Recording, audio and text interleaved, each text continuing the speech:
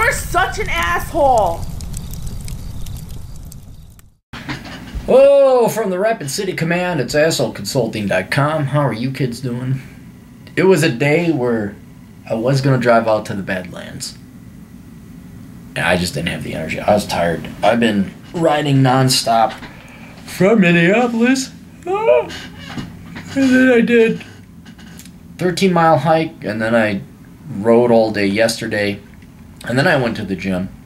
Every night smoking a cigar. And then I think my body this morning says, screw you. Some idiots were outside talking, and they woke me up at 8 a.m. and my body was like, argh. And then when you're up, you gotta get up, and my body's like, no, we're not doing anything today. We're just gonna do work, get this shit done, and then I could go have fun in Colorado, where all my friends are. Intro. Hey, what's up, Aaron? My name is Victor. I'm a black Latino male, just turned 24. I need your wisdom regarding life and family. Your book, Black Man's Guide Out of Poverty, and Peter Thiel's 0 to 100 changed my perspective on life investing. I started trading cryptocurrencies in 2015 with $7,000. I have managed to multiply that 10 times now. Now my net worth is 200,000 long-term holdings like Bitcoin and Ethereum. And my monthly income is about $5,000 from day trading.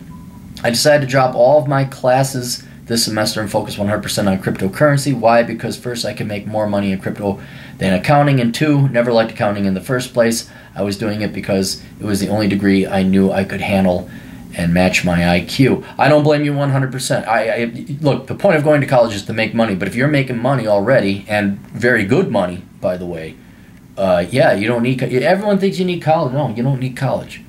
College is a very pricey and almost unnecessary hurdle, and in many cases a completely unnecessary hurdle if you're majoring in the liberal arts. But yeah, man, once you start making money, there is no... Who was it? I think it was somebody that started like Martha's Cookies or something like that, one of these chocolate chip cookies. I think it was chocolate chip cookies. I think a GED, and he just started making millions because he made damn good cookies. There you go. You don't need to go to college. Matter of fact, you saved yourself 4 years of life and a pain in the ass on top of it.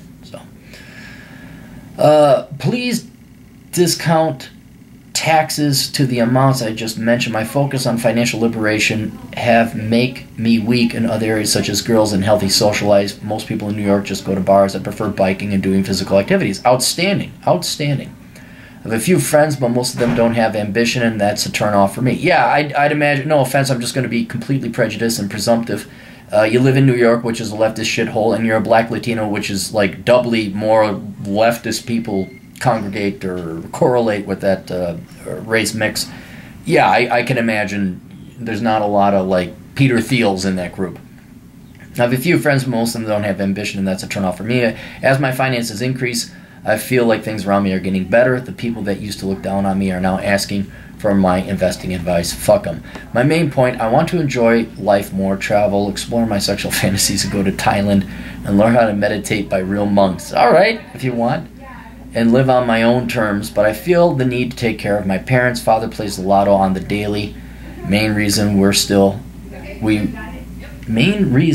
they still poor. They were still, what the fuck? And be a great son because overall they have been parents great to me and they deserve the best, or maybe I'm a fearful bitch. I don't know, man. But I'm an ambitious person, and I feel that they are dragging me down. I still live with them, but I've been wanting to get out since I was 18, but I don't know how anymore. It's like my focus is getting that 1 million goal and diversifying into real estate. What do you recommend? Thanks, Aaron. You're doing great service. So I had to get some more information. He says, well, my father, I want to know if his parents, like, are your parents still married? Did they fuck up? I mean, your dad's playing lotto. That's his 401k plan. Well, my father worked hard 6 days a week, keep food on the table, and pay the rent here in New York City. My parents were kind to me, but they don't know how to keep money in their hands, don't know how to save, and I had to learn personal finance by myself. They also lacked education. It feels like they won't be able to make it in the real world without my help. Well, it's cold-hearted and evil and bad and wrong, and I don't care. It's reality. If you don't survive, if you don't produce enough money to pay for things, then you die. That's survive. We apply this to the raccoon. The wounded raccoon falls out of the tree, and you as a little kid, I want to help. I want to help the wounded raccoon, and your mom says no. Environmentalists say no. Let nature take its course. We do that everywhere except with humans. We will take people, and your parents they don't sound bad at all. They're regular type hardworking folk. They just, like you said, lack in education. But we'll take the most parasitic, lazy fucks. Well, you need more government money. Spit on more kids. If we keep doing this, we will end up having a population of completely dependent parasitic people. And if you have a population of parasitic people, they will not be parasitic, meaning they consume more resources than they produce. Society will fail, and you will have a collapse, a starvation, a degradation of society that will put the Stalinist famines to shame, to absolute shame, because the day will come the parasites will out-consume the producers, what they can produce, and it's all over. It is all over. And I don't care, I don't believe in this blood is thicker than water bullshit. If you as a person, parent or not, relative or not, family member or not, friend or not, loved one or not, did not save up money for retirement, that is your problem. It is nobody else's responsibility, child or not, to take care of your mistakes. Right? That's it. That's how simple it is. Now, if you have some moral conviction that you should go and take care of your folks beyond that when they didn't save up for money, because they did raise you right, I guess. They tried their best and they put forth an effort and they're still married.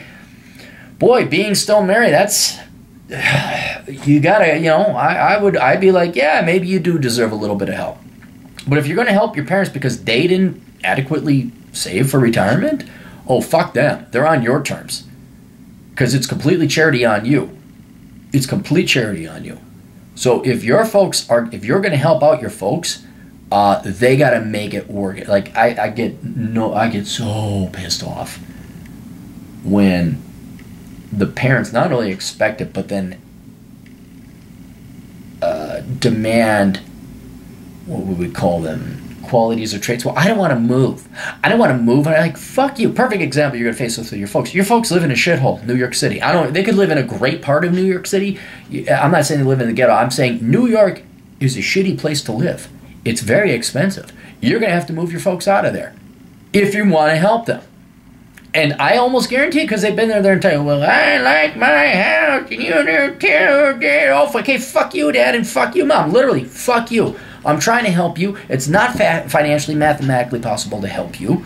You need to move out of New York City so that I can help you in a cheaper place to live.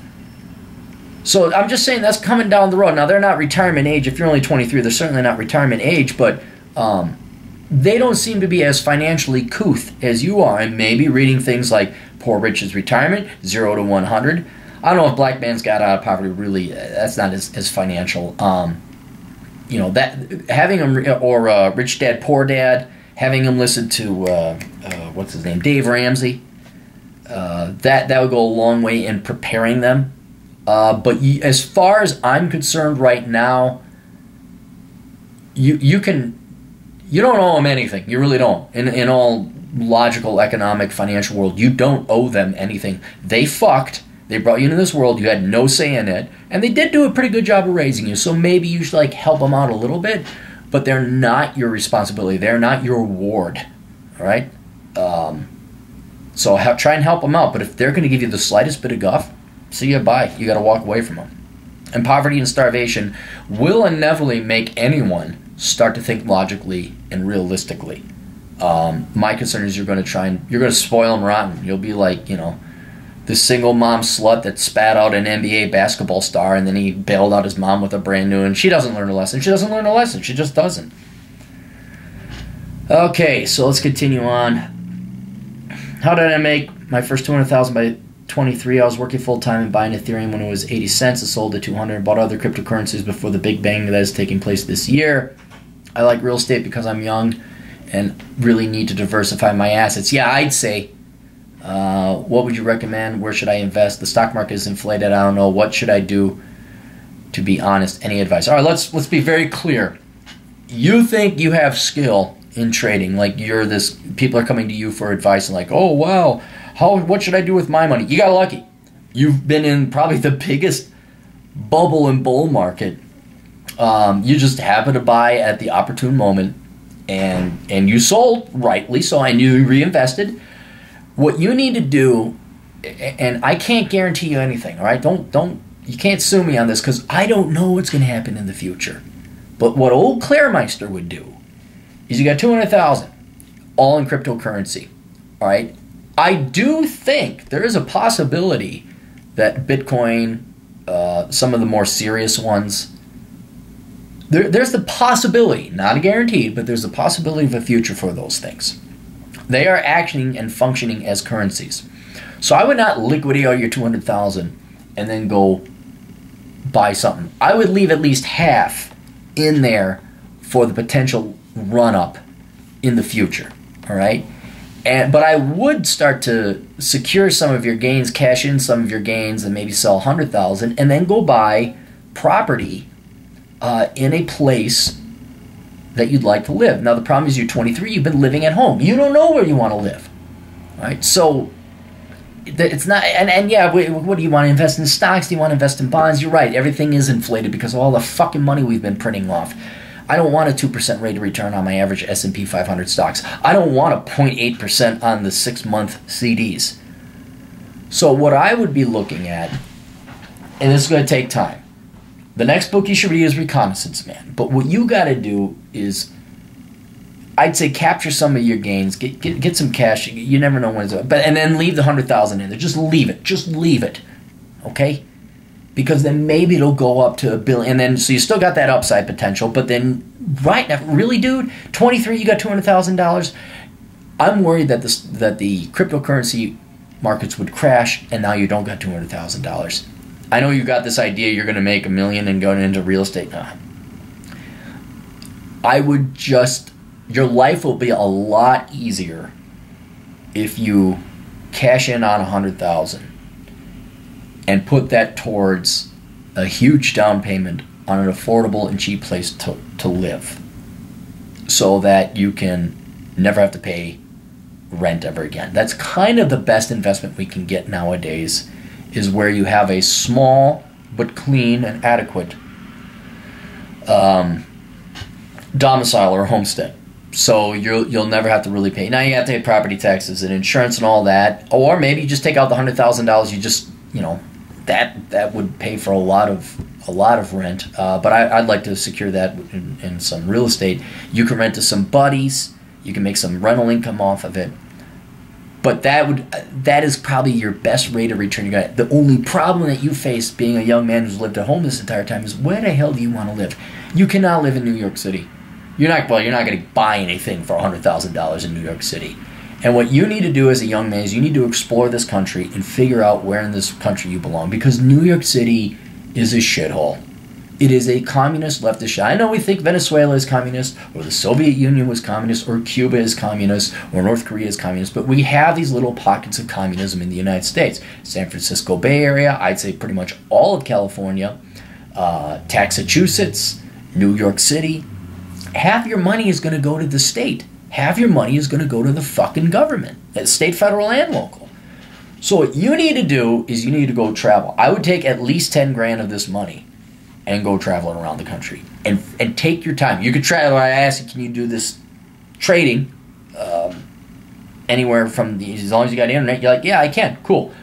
Go travel. Go explore. Do what I'm doing. I'm taking a month off driving my motorcycle around the West. Now, I know the West, but in your case, you need to find out where you want to live. And that could take a year. Easy. And this is why I wrote the book Reconnaissance Man. But please do read that. It'll go into more detail. But you need to find out where you live.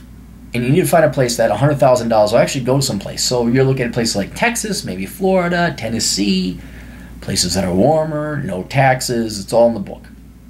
But it's not New York City.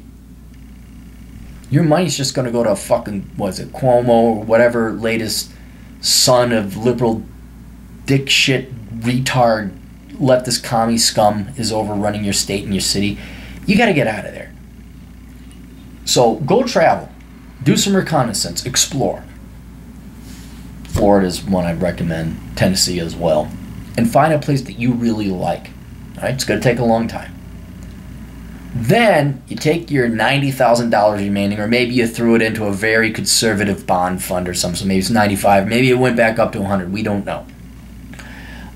Then you take that money, you put a whopping down payment on like a small house, a condo, a piece of land, something that oh man, you went to Fort Worth, Texas, and you fell in love with Fort Worth. You have found your home. You buy yourself a nice little piece of property outside of Fort Worth where it's affordable, and then you start building up your home, your new home there, and you're out of New York. Your parents now could come live with you if you really want to help them because it's a hell of a lot cheaper. There's no state income taxes. Probably everything's cheaper. You're not dealing with a bunch of liberal fucking dipshit retards. You got maybe it's not even that they're Republican. It's just that they're not leftists. You have normal working people who are like, hey, I'm a New Yorker and I'm sucking my own dick the entire because New York, there's nothing over on that side of the Hudson. And then you still have 100,000 in cryptocurrency, which is a huge position and would still have the potential to go up. And then if the cryptocurrencies crash, look, now you got yourself a piece of property that's half at least paid off, and you're sitting pretty, as opposed to losing all 200,000 if the cryptocurrencies crashes, and now you don't have the luxury of this position of like, oh, can I maybe help out my parents? Should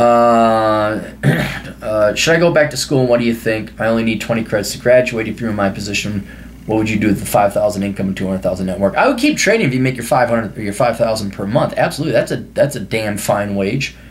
But keep in mind, if that's only because the cryptocurrencies have been going up.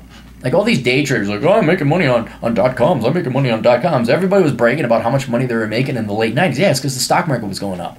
I'd like to see you make money when cryptocurrencies go down. That's what I'd like to see. So I said, okay, you got 20 credits left. He says, my degree will be in accounting.